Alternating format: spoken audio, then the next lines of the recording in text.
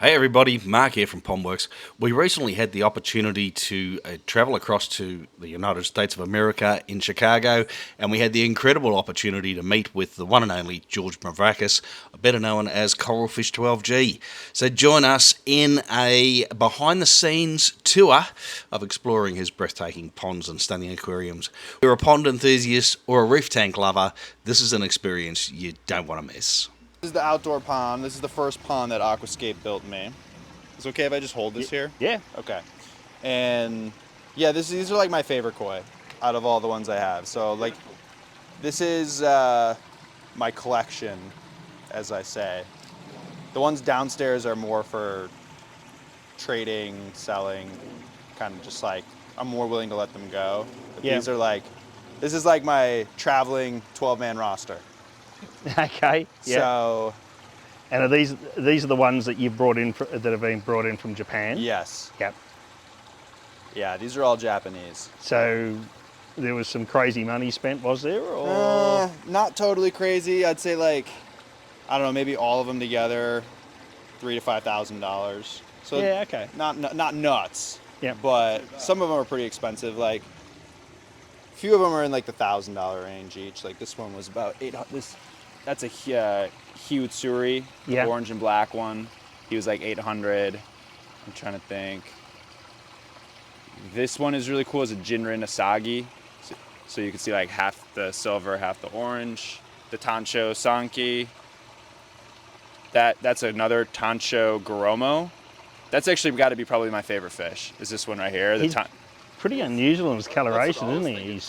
Yeah, so he's got the red Tancho spot, but then he's a Goromo, which is that blue, like purple, pink kind of flowery pattern. Yep. And I think it's just like it's like 3 nice swirls right around the last part of his body.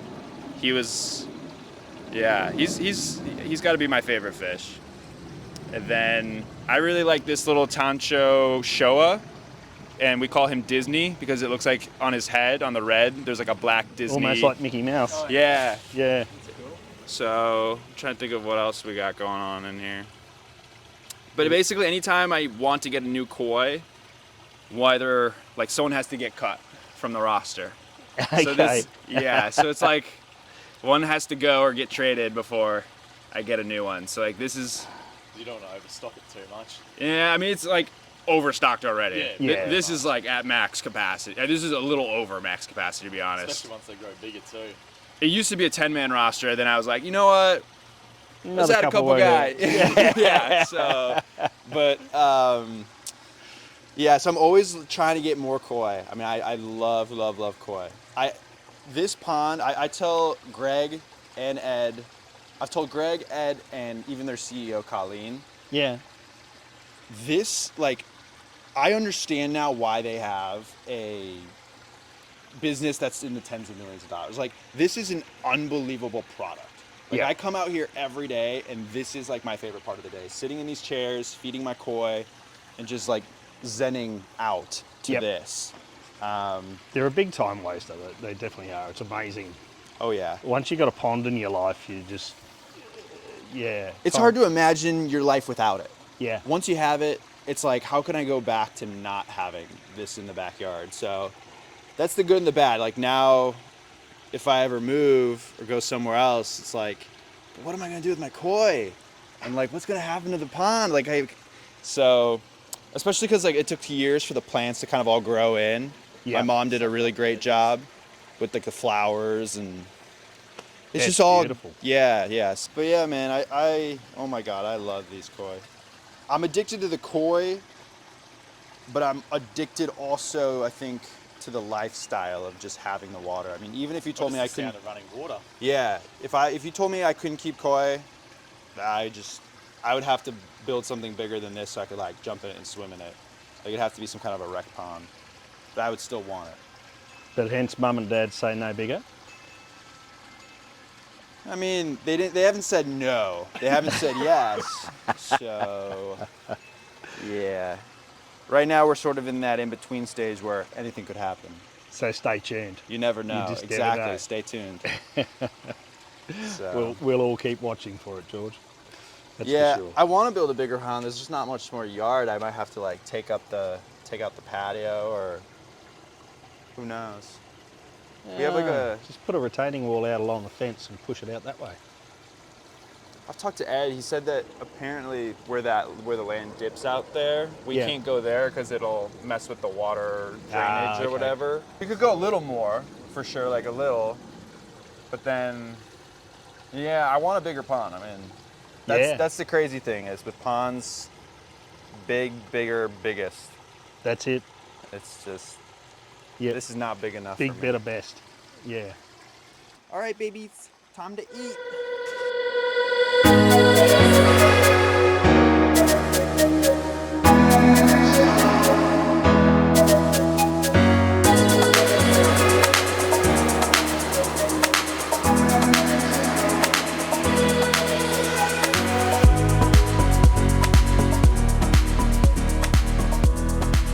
So to think that this started from a 12-gallon fish tank in your dorm?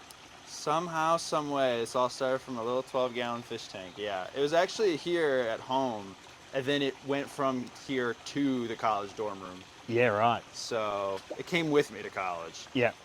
For a moment, actually, when I went to college, though, I was like, maybe I should just be a normal kid and like just do normal college things and like focus on hanging, like making new friends and that kind of thing. After about like 3-4 months of starting school, I felt like, I miss it. I miss it so much. Just that like daily interaction with the, tinkering on a fish tank. I just missed it, and so I set another one up, and then from then on, just always had fish tanks. Yeah. But the pond is it's my favorite fish tank. It's Yep. my largest and favorite fish tank is essentially the ponds.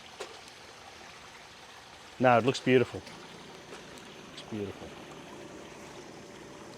And it's also crazy how this looked when they first, set it up. Like when we first dug it out and just installed it to now, it's so different. Like it's transformed over time. All the plants on the edges. Yeah. It's crazy. It just looks so natural. Like now it actually looks like this little oasis. Whereas before, you could tell like, oh, this is weird. It's kind of put here. But yeah, pretty soon, the plants are starting to overgrow. Like these are going into the water. We have to keep pruning the plants because they go into the waterfall. And they just Yep. completely block the waterfall. Yeah, chuck it up and burn it up. Yeah. Yeah. No, that's beautiful.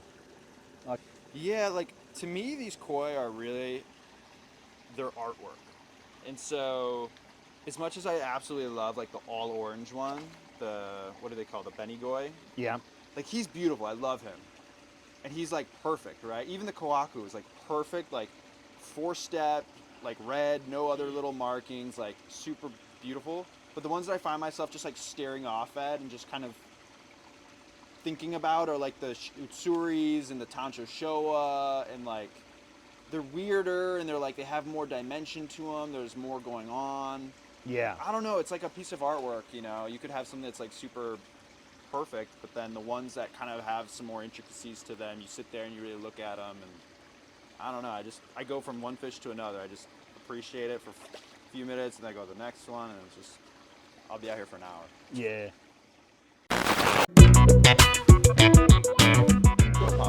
Wow. Yeah, that's cool. Wow, Yeah. that looks bigger than that looks bigger in real life It than does. it does It on is. video. It's It is like Small one video. yeah.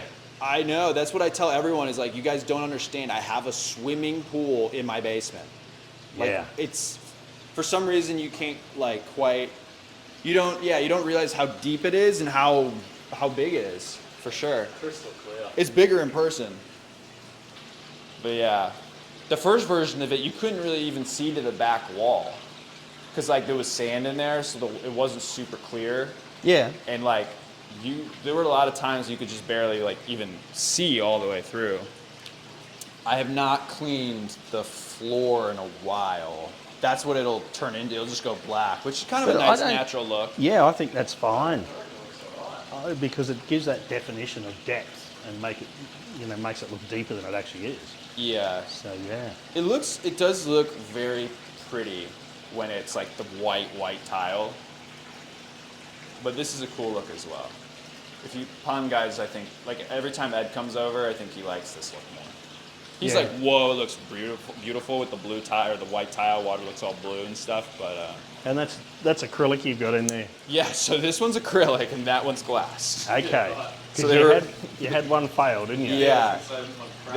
They were both originally glass, and then this one cracked, and like the pond half leaked out.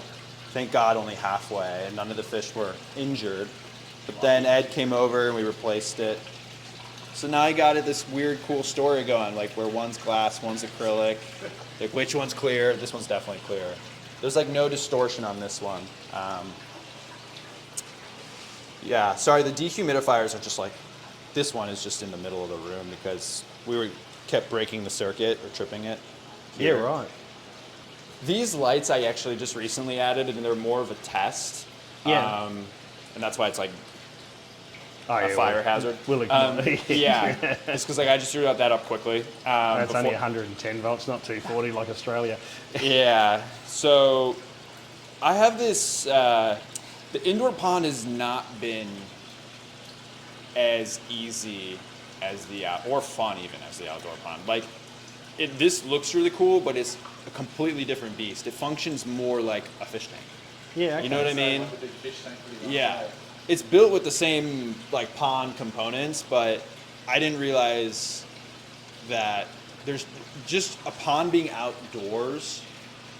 It gives it like being outside makes it like take care of itself so much more. You know, it's so much more of a natural ecosystem between the sunlight hitting the fish, which I think the fish absolutely love the sunlight. They like being outside. I've noticed like the koi fish in here don't like it as much as they like it out there. That's why all my favorite fish are out there. So I don't know if I just got to upgrade the filtration on this, which I think I definitely have to. But yeah, this one has been a little bit more of a challenge. Yeah, okay. You got to do Interesting. like water changes. You got to like, yeah, I don't know. But I'm open to your guys' advice on it because. But yeah, this is just you've an only got the- experiment to see. Okay, do they seem happier? Can I give them some like actual heat? Those lights they just make it look nice, but Yep. they're not. You know. Just LEDs. Yeah. Yeah, just seeing what happens. Just like I threw those up like a week ago, and I'm just kind of watching the fish, see if they like it a little more. They feel if they're coming to they don't come to the surface very much. So yeah, like I don't know. This is my B team, Yeah. That's all right. but I still love them. I still love them. Yeah, I don't blame you. They're still nice sized fish and still good looking fish. But eventually, I think what's going to happen with this pond is once I do upgrade the filtration, I think I'm going to go with some monster fish. Like I'm going to probably trade off or sell these koi and then get some stingrays and like some arowanas and stuff like that. Awesome. That's kind of the low key plan. Some big pacu.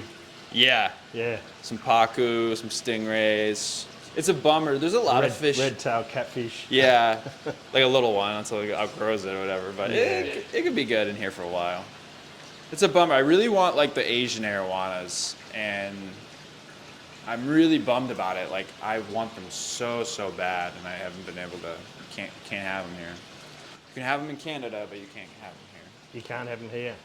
And your clownfish. Yeah, you guys can check out obviously all the tanks. So these are all my. So I started. This is the other dehumidifier. I only mention them because like every time people are wondering about what the what's it called? What happens with all this water down here? This is my clownfish collection. So here, let me change all the lights to blue or white really quick. So these are like my OG clownfish, Scarlett Johansson and Shaun White. Yeah. You will like I've had these clownfish since college, so that's my longest pair, and you'll see like photos of them everywhere. Like they're in that photo. They're actually like hidden right here. Oh, in this okay, in your photo. Aquashella logo. Yeah. Yeah, they're like Yeah. over there on that big one. Yep. So they're the fan favorite for a long time. These are the new kids on the block that are really popular. This is Krabby and Patty, and they have star like little shapes Yeah, on their star bodies. markings. They're quite cool, yeah. Yeah. But yeah, so Krabby and Patty went viral recently on my channel, and oh, I wish I had it. There's like people now are starting to send me like fan mail for Krabby and Patty. Yeah, really. They're the new popular guys. And they're named Krabby and Patty because this one especially, you see that like it's, you know those like frilly things from SpongeBob? Yeah. The Yeah. clouds? Yeah. That's what it looks like. That's what I thought as soon as I saw it. Yeah. So that's why we named them that. This guy, so this was a pair, but the female jumped out. So now he's solo. He's a single man. And that's just a really cool Picasso clownfish. He is nice. The female was really, really pretty. It's kind of a bummer. But then these are my longfin pair. So these are the weird. Oh, wow. I've never seen them Longfin. Yeah. Yeah, so they got Actually, the first time I've ever seen them before. super long fins. They're kind of weird. They're controversial. Like some people like them like that, some people don't. Also, they They're come. definitely an odd fish. Yeah, it looks like a mermaid or like a kind of like a Frankenstein clownfish. Yeah. Yeah, And I've then never over- seen them before. Wow. Then this last pair over here are a type called frostbites, and they've got like spots on them. So the spots will get darker as they get older. So some of them right now are like very like faint. Yep. But then I'm workshopping name ideas for these guys. If you guys have any name ideas, drop them in the comments below. There you go. There's I'm- one for you. I'm thinking like Let's get some Aussie Celsius. influence happening. Yeah, I'm thinking like Celsius and Fahrenheit, kind of long. Yeah. Or I'm thinking like, I don't know, sub-zero, or like maybe just 0. 0 and -1. I don't know. Maybe tropical and temperate. That's interesting. Drop your comments down below. You guys can name these clownfish. I'll let the Australians come up with a name on these. That sounds great. And the empty tank here is cycling for in For the preparation next for... super rare pair of clownfish that I get. Okay. Yeah, so I got 1, 2, 3, 4. I had 4.5 now. I had 5 pairs. So this is for an incoming pair. Yep. So I kind of already got it set up, so it's cycled and ready to go when I find the next pair I like. But this is kind of a new project. I've always kept clownfish, but it's a new project that I'm collecting like really rare pairs of clownfish. So I think what I'm going to do is I'm going to get up to like 10. These are also my saltwater aquarium kits. These that are these are the ones you're selling. right. Yeah, these are the right. ones I manufacture and sell now. So, Yep. So it's kind of to showcase and show off the different cool clownfish that you can keep. But yeah, then there's just there's nothing in here. These are my guppy tanks. The lights aren't on, but in here and in there I got guppies. Probably that one's better to film because And of course, guppies breed like. oh my rabbits. gosh, guppies are like my new like favorite fish because they're the only aquarium that I show up and there are more fish in the tank. Yep. Every other tank, there's always fish jumping out, fish are eating each other, you know, just fish just do crazy things. And there's always less fish. Somehow I come downstairs and like, you know, fish ate another fish. Like guppies, there's just more, and then there's more, and then there's, yeah, it just doesn't end. So it's fun. And they can throw off some pretty cool colours too. Yeah, it's nice for a change. And I suppose the other thing we should mention too is Aquashella. Oh yeah, So you just finished you just had Aquashella yeah, on. you guys really just missed it. It's a kind of Yeah. a bummer. These are trying to find there's aquashell stuff everywhere. Because I think Aquashella has created a fair bit of interest worldwide, and Yeah. so much so all of a sudden in Australia we're starting to see, you know, these reef hobby pet shows Yeah. popping up and you know, pet expos and everything, and they're starting to go off with a fair bang over in Australia. Yeah. So We've also had a lot of requests to bring Aquashella overseas and to Australia. I mean, I have people actually constantly messaging me about Australia. It's always been it's not like off the table, but it's definitely a challenge to take an event. It's a challenge to set the event up here in the States, period. So like doing it somewhere over, you know, where we don't have we need to find some boots on the ground, I think, first. But yeah, Aquashella is the largest aquarium convention in America. We have 3 locations: Florida, here, Chicago, Illinois, and Dallas, Texas. And yeah, it's just a festival where we, you know, it's the largest like marketplace, in-person marketplace for aquariums, fish, reptiles, aquatic art. And yeah, it's just a cool place where we celebrate the hobby with speakers. So you can learn, you show up, you learn stuff. You can learn about the other niches that, you know, maybe you're not into yet. So with contests, there's a lot going on. It's really like a festival for aquariums. Yeah, no, So. it's great. Love to see you bring it down under. I know, man. Maybe one day. One day. These things take time, as you know. Yeah. And last but not least, you've got a planted aquarium, an aquascape tank. Let me see if I can get these lights on. I love this tank too, because There we go. I finally. Let's see. Some lovely torpedo. You barbs tell me in if there. it's like too bright. No, that's good. Yeah. So like these fish right here, they're called roseline sharks. The ones with like the red streaks and the yellow tails. I don't know why, but those just kind of remind me of my childhood. There's something about them. They're like Crayola crayons. In Australia, they're referred to as torpedo barbs. Oh, really? Yeah. Yeah, they have it's so funny because these little freshwater fish, all of them have like 4 or 5 different names. Yep. And I mean, saltwater fish are kind of like that, but eventually, I think all the saltwater people do come to a consensus on what the name is of a fish. But freshwater, it's not like that. There are like 5 names, and everyone calls them different things. So Well, these are rosy barbs. Yes. And then you've got cherry barbs. yes, And the harlequin rasbora over the back. correct. Those Yeah. are. Let me get the food for these guys. Those are also the names I know.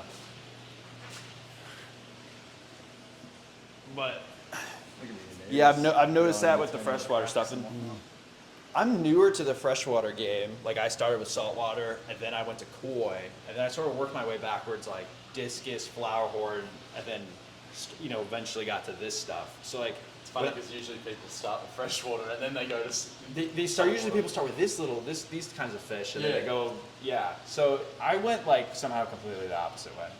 But feeding these fish is like these are some of my favorites to feed because they go crazy.